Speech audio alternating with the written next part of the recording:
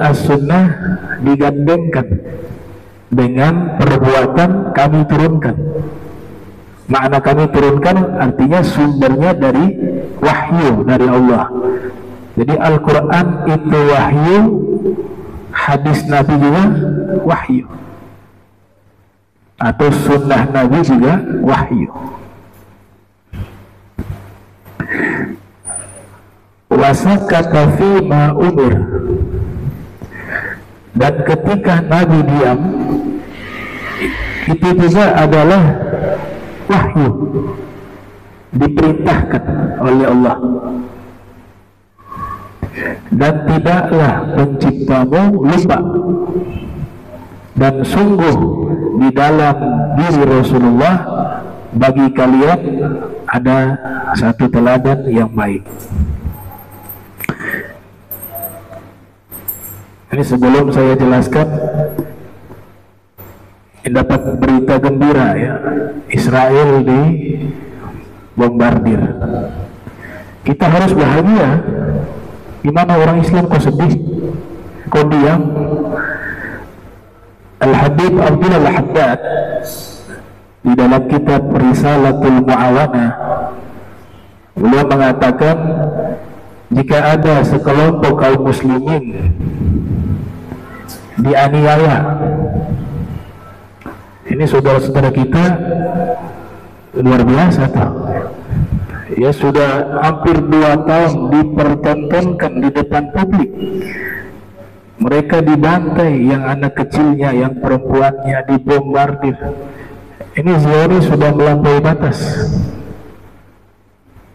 Jadi negara-negara Islam khususnya yang mayoritas Islam, terutama presidennya, pemimpinnya Islam, kalau mereka mampu untuk melawan dan menolong saudaranya yang tertindas tapi tidak dilakukan, maka berdosa.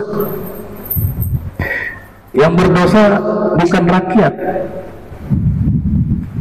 karena rakyat tidak punya daya. Yang berdosa itu adalah pemerintahnya. Dosa besar, kemanusiaannya hilang. Gak usah bicara keagamaan deh, manusianya sudah hilang.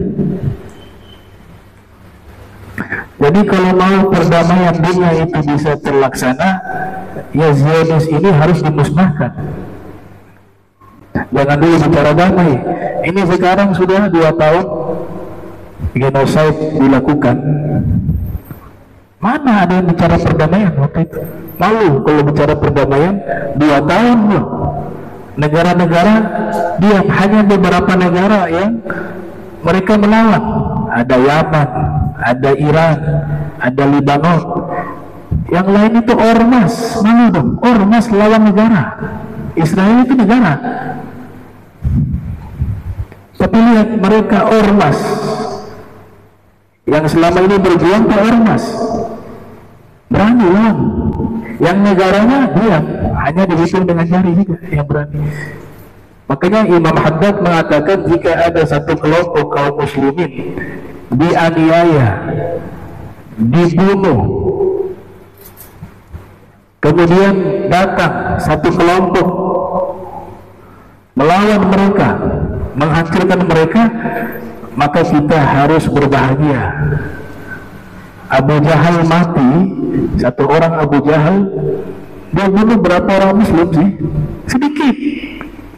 Abu Jahal dibanding Zionis membunuh kaum muslimin 2 tahun, dan yang sebelum-sebelumnya puluhan tahun. Berapa banyak orang Islam yang dibunuh? Abu Jahal mati, berita ini sampai kepada Nabi. Nabi mengucapkan Alhamdulillah.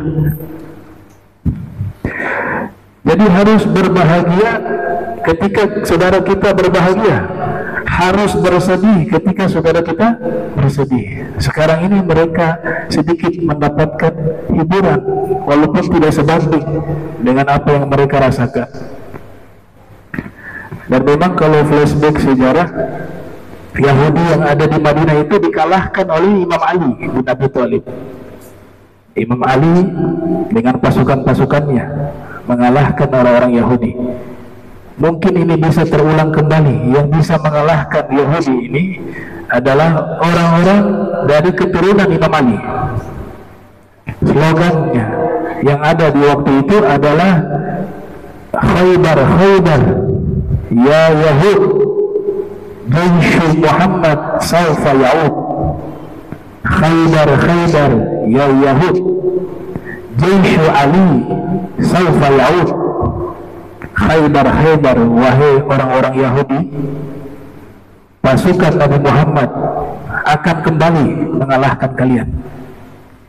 Khaybar, Khaybar, wahai orang Yahudi, pasukan Imam Ali akan kembali mengalahkan kalian. Amin. Amin. Makanya rudalnya itu yang dikirim oleh Iran namanya rudal Khaybar. Ada satu rudalnya itu, ya, dimana pelindungnya gak bisa menjaga Tel Aviv. Nah, dan ada kabar gembira, Pakistan juga sudah mulai mendukung. Ya, harusnya begini nih dari awal sebenarnya. Kalau yang lain-lainnya diam, wah ini dipertanyakan nih. Mesir sampingan masih diam, Jordania masih diam, Saudi Arabia apalagi, Qatar, Kuwait, dah duniawi semua, udah gak mikir lagi saudara. Nah ini, jadi kalau apa yang menimpa saudara kita dimanapun dia berada, ketika mereka susah, paling gak kita merasakan. Mereka senang, saat ini mereka senang.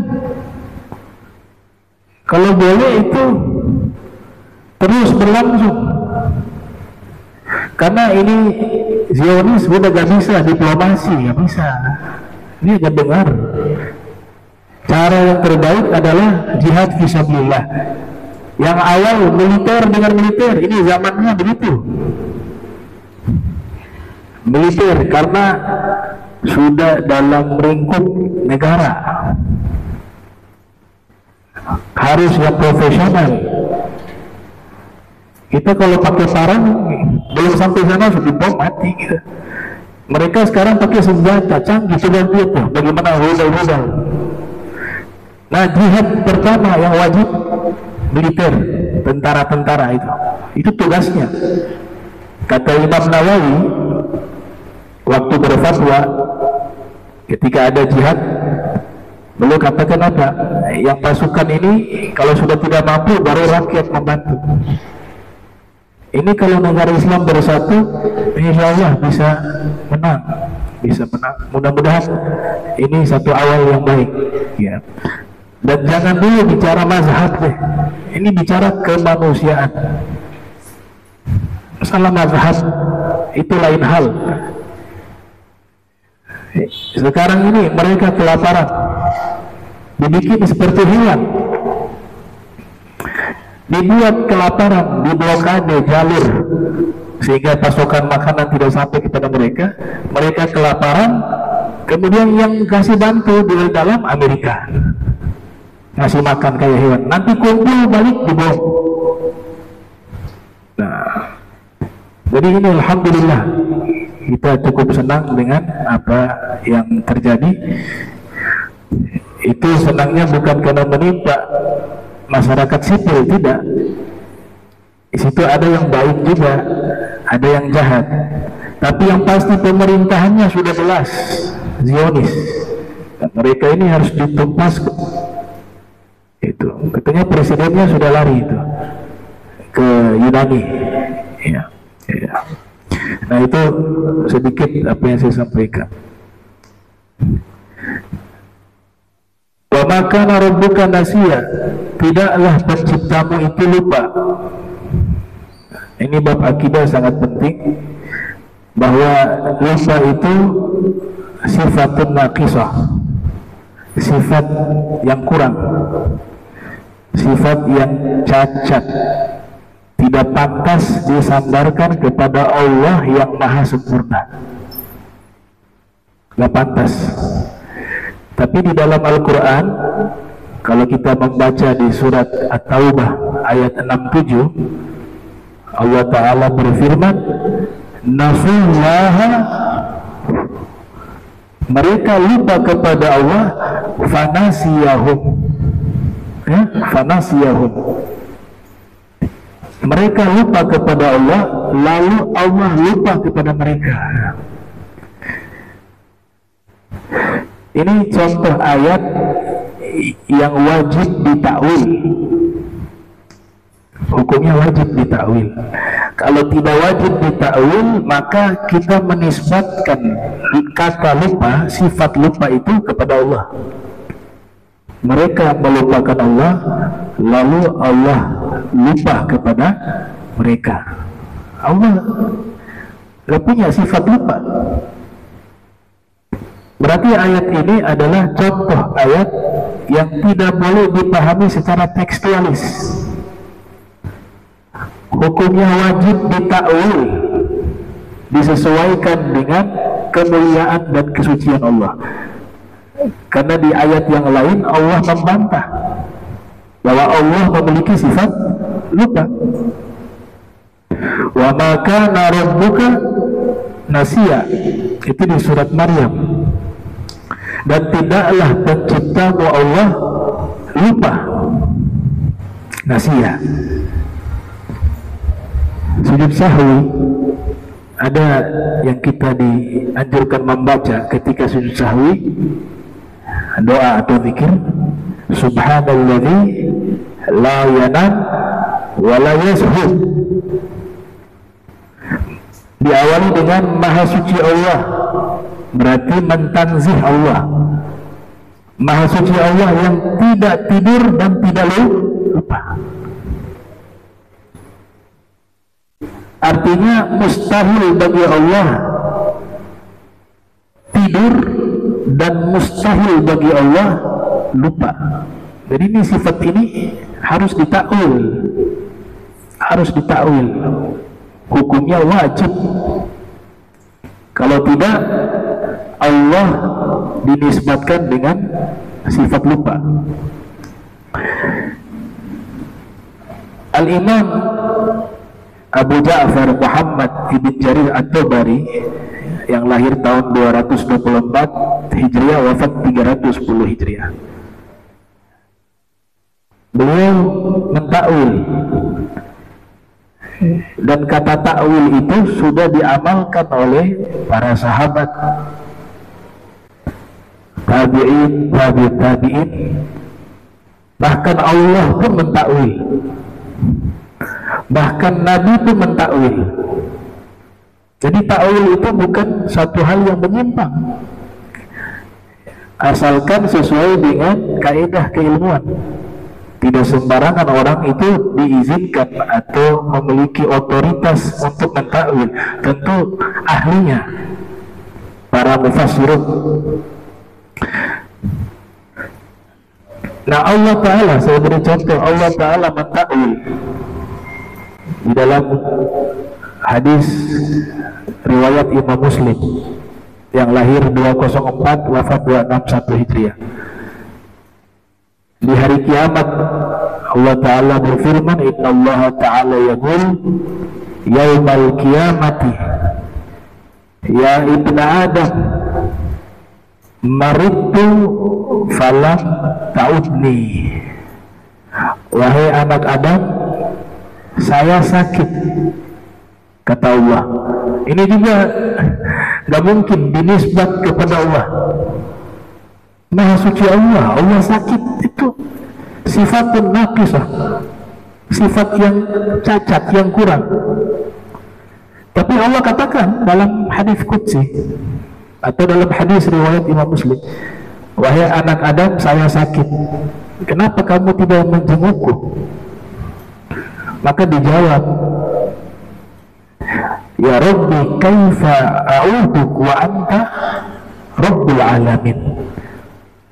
Wahai Allah, Engkau Maha Pencipta, bagaimana cara saya menjengukmu sedangkan Engkau Pencipta alam semesta? Nah, berarti ini kan jawaban bahwa gak mungkin Allah itu sakit. Kemudian Allah menjawab, Amma alimta, apakah kamu tidak tahu, atau apakah kamu tahu bahwa marida anna abdi fulan, ada sesungguhnya seorang hambaku si fulan sakit, falam ta'udhu, tapi kamu tidak menjenguknya. Amma alimta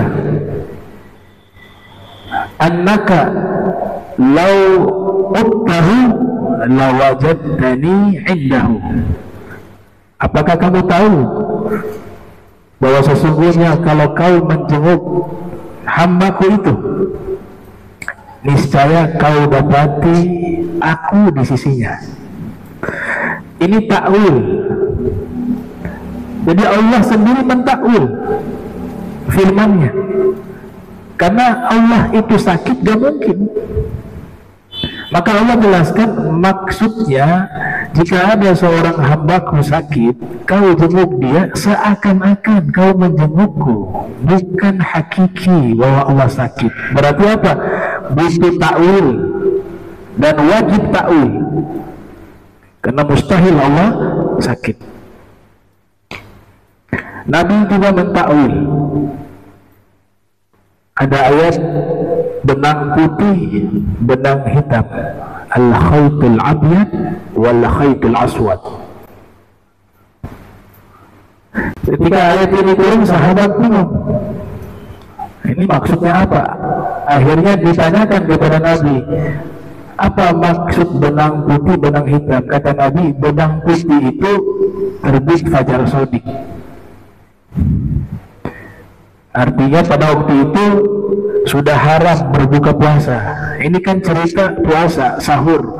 Silakan kalian sahur, tapi jangan sampai terbit fajar sodik. Itu sudah hitungan mulai berpuasa. Dan benang hitam itu gelapnya malam. Nabi mentakwil. Kalau hanya kita mengandalkan teks pemaknaan secara tekstual saja, maka tentu akan salah memahaminya. Jadi takwil itu adalah ajarannya Nabi kita Muhammad Sallallahu Alaihi Wasallam. Begitu juga tadi lupa. Nah, Imam At-Tabari di dalam tafsirnya Jami'ul Bayan memulai tafsiran selalu dengan kalimat apa? At-ta'wilu fi qaulillahi ta'ala. Ta'wilan firman Allah Ta'ala. Imam Tabari salaf abad 2 Hijriah. Kata beliau, makna lupa di situ secara bahasa memiliki arti yang banyak. Jadi kata nisyan yang berarti lupa, artinya bukan hanya lupa, tapi juga bisa berarti atarku, meninggalkan. Sehingga arti yang cocok adalah meninggalkan. Mereka lupa kepada Allah, lalu Allah meninggalkan mereka. Itu. Ini namanya ta'wil. Ta'wil dari sisi bahasa. Jadi yang awal itu kita harus tahu kata ini multitafsir atau tidak, memiliki banyak arti tidak. Kalau memiliki banyak arti, kita harus cari arti yang cocok untuk Allah, sesuai dengan kesuciannya Allah. Kalau artinya tidak cocok, maka mentakwil dengan makna yang layak dinisbatkan kepada Allah yang tidak keluar dari kaidah keilmuan. Nah, Imam Qatadah mengartikan dengan takwilan secara makna. Kata beliau maknanya di situ, maka Allah lupa kepada mereka, artinya adalah nusul minal khairi walam yansau minasyar. Mereka dilupakan, dibuat lupa oleh Allah dari kebaikan, dan mereka tidak pernah lupa keburukan. Jadi tidak ada Allah di situ. Artinya tidak dinisbatkan kata lupa itu kepada Allah, tapi kembali kepada mereka yang melakukan perbuatan itu, perbuatan melanggar aturan Allah tidak taat kepada Allah, tidak mengingat Allah, maka Allah Ta'ala melupakan mereka. Artinya mereka kebaikan mereka lupa, keburukan mereka ingat. Itu namanya ta'wil. Jadi ta'wil ada yang wajib, ayat-ayat seperti itu. Contoh lainnya yang wajib ditakwil, tidak boleh dipahami secara teks. Di surat apa? Al-Anfal. Wa yamkuruna wa yamkurullah wallahu khairul makirin. Mereka membuat konspirasi. Konspirasi arti lainnya tipu daya. Dan Allah juga membuat konspirasi dan tipu daya. Dan Allah sebaik-baiknya zat yang melakukan tipu daya. Pertanyaan, kalimat makron, tipu daya, konspirasi, itu satu kata yang tidak baik. Kata yang tidak baik. Selalu kata ini digantikan dengan perbuatan-perbuatan yang tidak baik. Apakah mungkin Allah yang Maha Suci dinisbatkan kata ini bahwa Allah itu makar? Tidak. Tidak pantas menisbatkan sifat buruk kepada Allah. Makar sifat buruk, perbuatan buruk. Maka para ahli menerangkan, maksudnya bukan begitu. Imam Alusi Al-Baghdadi mengatakan maknanya adalah yaruddu makrahum. Allah menolak tipu daya mereka. Mereka membuat tipu daya, membuat makar, membuat konspirasi, dan Allah Ta'ala membatalkan konspirasi mereka. Bukan Allah makar, sama kayak mereka. Hasya wa kalla, subhanallah amma yasifun. Ya.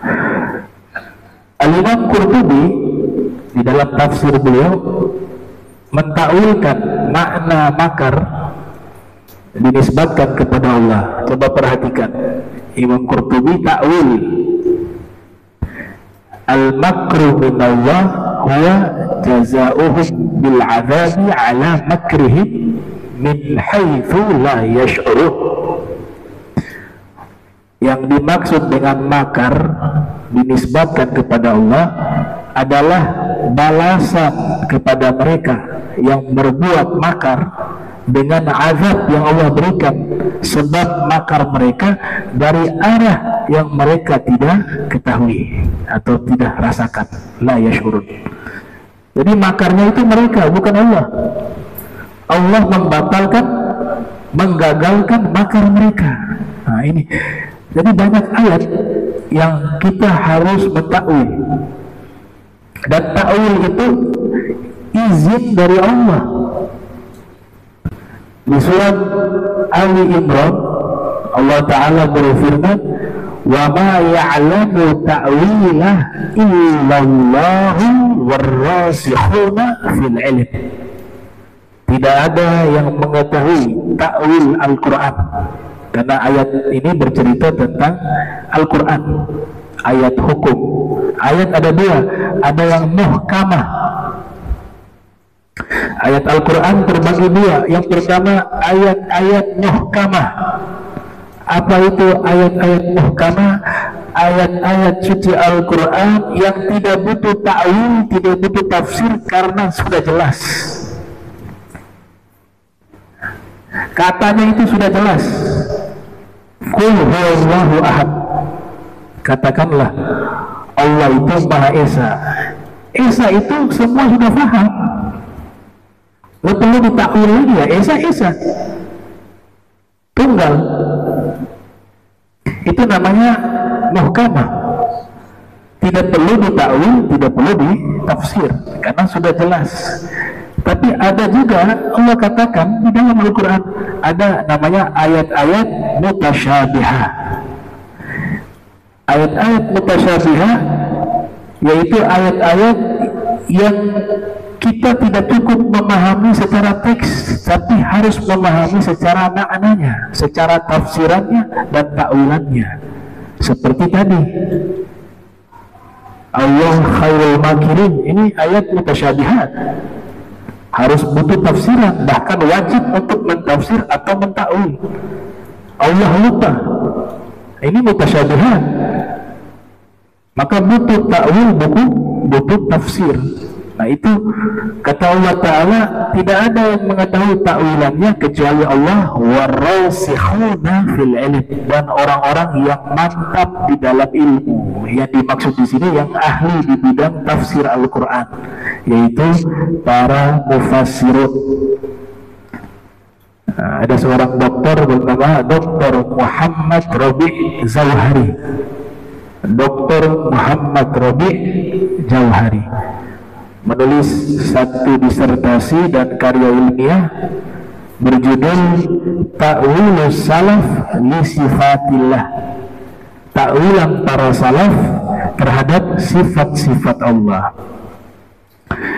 Kalau zaman sekarang sudah harus wajib untuk mentakwil, karena di luar sana sudah ada kelompok yang berani mengatakan Allah itu punya mata secara hakiki, tangan secara hakiki, kaki secara hakiki. Allah duduk, Allah berdiri, duduknya bergesek, ada suaranya, dan seterusnya. Karena tadi semua ayat dianggap muhkamah, padahal Allah mengatakan ada yang mutasyabihat. Kalau di zaman Nabi dilarang orang sibuk dengan ayat-ayat mutasyabihat, karena di zaman Nabi gak ada yang bertanya tentang masalah itu, gak ada kajian tentang masalah itu, gak ada yang ceramah tentang masalah itu. Takut mereka kalau bicara Allah, takut. Makanya Nabi mengancam di zaman Nabi, jangan bahas-bahas ayat-ayat mutasyabihat ya, cukup percaya, namanya tafwid. Percaya tapi tetap dalam hati dan pikiran mensucikan Allah bahwa laisa kamitslihi syai'un, Allah tidak menyerupai sesuatu apapun, namanya tanzih. Di zaman kita, bahkan setelah wafatnya Nabi, baru mulai dibicarakan masalah ini. Bertanya di mana Allah, di zaman Nabi gak ada yang berani begitu. Zaman sekarang ditanya Allah di mana, Allah bagaimana, Allah punya tangan, Allah punya kaki, Allah duduk di arasy, seterusnya. Maka ulama-ulama ahli sunnah sejak zaman dulu mereka mengcounter itu. Sebenarnya mereka tidak mau, tapi karena sudah ada pemikiran yang menyimpang seperti ini, maka wajib bagi para ulama yang pakar di bidang ilmu tersebut untuk mengcounter dan menjelaskan. Salah satu metodenya adalah takwil. Kemudian yang kedua, sifat lupa pun tidak boleh dinisbatkan kepada para nabi. Para nabi nggak boleh kita nisbatkan bahwa mereka juga bisa lupa. Hasya wa kalla. Ini bahaya nih, akidah semacam ini merusak ismatul anbiya, merusak ismatul anbiya, bahwa para nabi itu dijaga oleh Allah dari kesalahan. Lupa itu kesalahan. Kalau akidah ini ditanamkan di pikiran kaum muslimin dan berkeyakinan bahwa para nabi bisa lupa, maka bisa jadi ada ayat yang tertinggal. Bisa jadi karena lupa, katanya mungkin para nabi itu boleh jadi lupa. Bisa jadi apa yang disampaikan ada yang kurang. Bisa jadi ini akan merusak tatanan hukum Islam. Para nabi juga tidak memiliki sifat lupa. Sudut sahih, Nabi Muhammad SAW pernah lupa rakaat. Itu sudah dibahas oleh para muhaddisin. Itu bukan Nabi lupa, Allah sengaja membuat Nabi lupa pada waktu itu saja untuk mengeluarkan satu ilmu, satu hukum yang namanya sujud sahwi, sehingga orang bisa paham ketika melupakan, ada yang terlupa dalam sholat, maka sudah ada ilmu yang diajarkan oleh Muhammad SAW, yaitu sujud sahwi. Makanya dalam beberapa naskah disebut unsitu, bukan nasitu. Kalau nasitu saya lupa, tapi Nabi katakan dalam satu naskah unsitu, saya dibuat lupa oleh Allah. Makanya dalam riwayat yang lain Nabi katakan lam ansa, saya tidak bisa lupa, kata Nabi. Lam ansa. Cuma pada waktu itu Allah setting untuk Nabi dibuat lupa rakaatnya sehingga keluar ilmu yang namanya sujud sahwi. Dan kejadiannya hanya pada waktu itu, sholat asar atau sholat zuhur. 2 rakaat dikerjakan, 2 rakaat Allah buat Nabi lupa sesaat itu. Kemudian Zulhijjain bertanya, wahai Nabi, ini engkau lupa atau memang saat ini sholat zuhur, sholat asar sudah dikorting jadi 2 rakaat? Sahabat yang lain itu tidak ada yang berani bertanya, karena mereka yakin kalau Nabi lakukan itu sudah pasti hukum. Walaupun sebelumnya mereka tahu sholat asar 4 rakaat, sholat zuhur 2 rakaat. Tapi ketika Nabi kerjakan jadi 2 rakaat, oh berarti sekarang ini sudah berubah. Kalau Nabi sudah kerjakan, sekarang sudah berubah. Asar 2 rakaat, atau mungkin zuhur 2 rakaat. Nah, tapi ternyata Nabi bertanya, benar apa yang dikatakan? Kata sahabat, benar ya Rasulullah. Kemudian Nabi tambah 2 rakaat. Nabi tambah 2 rakaat, selesai itu Nabi sujud sahwi. Nah, itu karena hikmah hukum, bukan karena Nabi memiliki sifat lupa. Ada ayat di surat Al-A'la, semua kita hafal. Sanuqri'uka fala tansa. Sanuqri'uka fala tansa, ayat 6 surat Al-A'la. Kami akan bacakan kepadamu Al-Quran, fala tansa, maka kamu tidak akan lupa. Menggunakan fi'il mudhari istimrari, artinya kamu tidak akan lupa selama-lamanya. Ayat Al-Quran, fala tansa. Al-Habib Ali bin Muhammad Al-Habsyi, sahib Sibtu Durar, mengajarkan amalan ini. Kalau mau hafalan kuat, daya ingat ini bagus, setiap kali habis sholat 5 waktu baca surat Al-A'la. Tangan kanan diletakkan di atas kepala, kemudian membaca surat tersebut Sabbihisma rabbikal a'la sampai di ayat 6, sanuqri'uka fala tansa, diulang 7 kali. Setelah itu dilanjutkan sampai selesai, dan ditutup dengan doa yang ada di surat Al-Anbiya ayat 79. Fafahamnaha Sulaimana wa kullan atayna hukman wa ilma wa sakharna ma'a Dawuda al-jibala yusabbihna wa tayr. Nah, ditutup dengan doa itu. Itu fadilahnya membuat hafalan kita kuat, ingatan kita kuat. Baik. Kemudian sifat lupa jika dinisbatkan kepada manusia biasa, nah ini baru boleh. Kita ini wajar kalau lupa. Bahasa Arab menyebut manusia dengan kata al-insan. Al-insan itu artinya manusia, diambil dari kata lupa, karena manusia itu sering lupa, manusia biasa ya. Masumul insanu illa linasyihi wa summiyal qalbu li'annahu yataqallabu. Tidaklah dinamakan manusia itu manusia karena diambil dari kata lupa, karena manusia sering lupa. Apalagi punya hutang, lupa bayar hutang. Dan dinamakan hati itu qalbun sebab selalu berbolak-balik, yataqallab.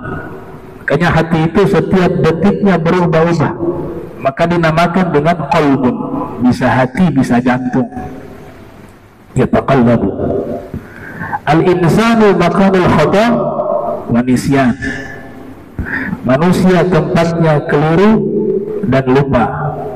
Di dalam riwayat Al-Imam Ibnu Majah yang lahir tahun 209 wafat 273 Hijriah, juga dalam riwayat Al-Imam Baihaqi yang lahir tahun 384 Hijriah wafat 458 Hijriah, dari riwayat sahabat Sayyidina Abdullah bin Abbas radhiyallahu anhu mengatakan, Rasul bersabda sallallahu alaihi wa alihi wasallam, innallaha tazawaza li an ummati al-khata' wa nisyan wa mastukrihu alaih. Sesungguhnya Allah memaafkan umatku karena aku. Jadi kalau dosa kita ini diampuni oleh Allah semua karena Nabi Muhammad SAW. Ada yang pertama keliru tidak dicatat dosa karena dia nggak tahu. Yang kedua lupa, dan yang ketiga dipaksa. Di dalam riwayat yang lainnya diriwayatkan oleh Imam Abu Dawud yang lahir tahun 202 Hijriah wafat 275 Hijriah, juga diriwayatkan oleh Imam An-Nasai yang lahir 215 Hijriah wafat 303 Hijriah, juga diriwayatkan oleh Al-Imam Ibnu Majah dan yang lainnya dari mereka, dari Sayyidina Ali bin Abi Thalib karramallahu wajha, beliau meriwayatkan Rasul bersabda, rufi'al qalam an thalathah, diangkat pena dari 3 hal. Yang pertama, anin naim hatta yastayqiza, orang yang tidur. Ini lagi tidur tidak dicatat dosa karena gak sadar. Kapan mulai dicatat amalnya? Ketika sudah bangun tidur. Yang kedua, anis sobi hatta yahtalima, anak kecil yang belum mimpi basah, artinya belum balik. Dan yang ketiga, anil majnun hatta yufiq, orang gila hingga dia waras. Nah, di situ Nabi katakan, ketika lupa, hilang akal atau lupa, itu berupa nikmat bagi kita. Kenapa lupa itu nikmat?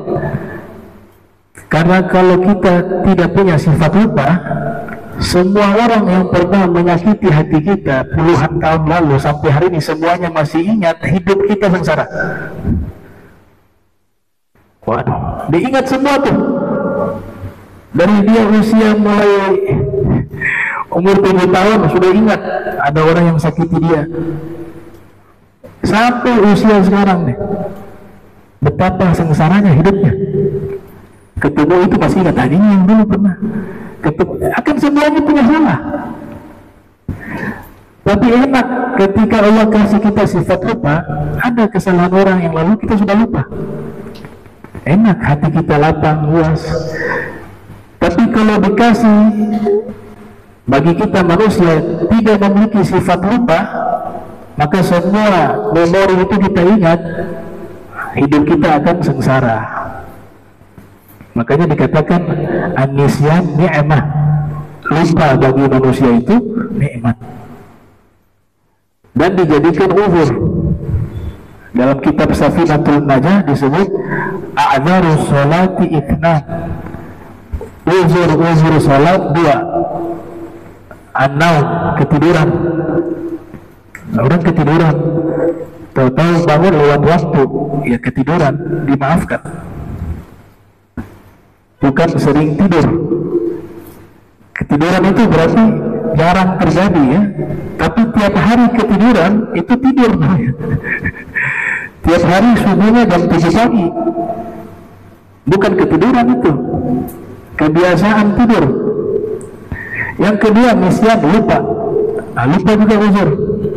Kita mungkin lagi sibuk kerja atau belajar atau baca Al-Quran, tahu-tahu lupa waktu sholat sudah lewat, dimaafkan oleh Allah. Karena nisyan itu adalah uzur dalam sholat. Lupa itu termasuk uzur dalam sholat. Sebagaimana hadis yang diriwayatkan oleh Imam Bukhari, juga diriwayatkan oleh Imam Muslim. Di dalam kitab keduanya, Nabi bersabda sallallahu alaihi wasallam, "Man nama an salah au nasiyaha falyusalliha idza dzakaraha." Siapa yang ketiduran dari salat atau dia lupa, maka hendaklah dia salat ketika mengingatnya. Ini juga menjadi dalil qada, ada kewajiban mengqada salat. Nah, ini tentang an-nisyan, tentang lupa. Ada dalam kitab fikih ditulis, dalam kitab fikih, man akala nasiya lam yabtul shaumuhu. Kalau diterjemahkan, siapa yang makan nasi puasanya tidak batal. Man akala nasiya, padahal itu salah baca. Nasiya di situ maknanya bahasa Arab, bukan bahasa Indonesia. Ada santri ngantuk berfatwa maka nasi gak batal, lagi puasa gak batal. Ini ada di kitab nih. Man akala nasi, kalau maf'ul dalam bahasa Arab biasanya dibaca fathatain tanpa alif lam. Ini man akala nasiya lam yabtul shaumu. Siapa yang makan nasi tidak batal puasanya. Padahal nasi di situ bahasa Arab artinya lupa. Siapa makan dalam keadaan lupa sedangkan dia berpuasa, tidak membatalkan puasanya. Bukan makan nasi, nasia. Nah, ini pembahasan tentang akidah yang perlu kita pahami. Insyaallah pertemuan berikut kita akan bahas tips-tips para ulama tentang memperkuat hafalan dengan beberapa amalan dan makanan yang dimakan. Allahumma